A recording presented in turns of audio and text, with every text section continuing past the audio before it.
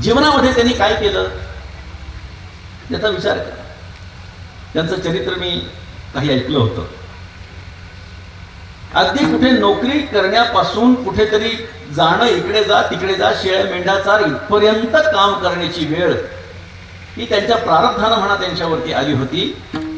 परंतु तरी सुद्धा गृहाश्रमोन संगीता कर्मरेखा नोलांडिता निज व्यापारी वर्तता बोधो सर्वथा न मिळणे, अशा पद्धतीच्या अवस्थेमध्ये त्यांनी आपला परमार्थ रुजवला. परमार्थ म्हणजे काय? शेळ्या वळत असतानाही कदाचित ते अभंग गात असावे. आज बंकट स्वामींची भजनी मालिका सर्वत्र प्रसिद्ध आहे. कुठेही जा, जास्तीत जास्त ठिकाणी बंकट स्वामी महाराजांनी ज्या अभंगाच्या रचना म्हणजे जे क्रम लावून दिलेले आहेत त्या क्रमामध्ये सगळीकडे आपण जर सकाळपासून संध्याकाळपर्यंतची जी भजनाची पद्धती आहे ती मोठ्या प्रमाणामध्ये बंकट स्वामी महाराजांची वापरली जाते.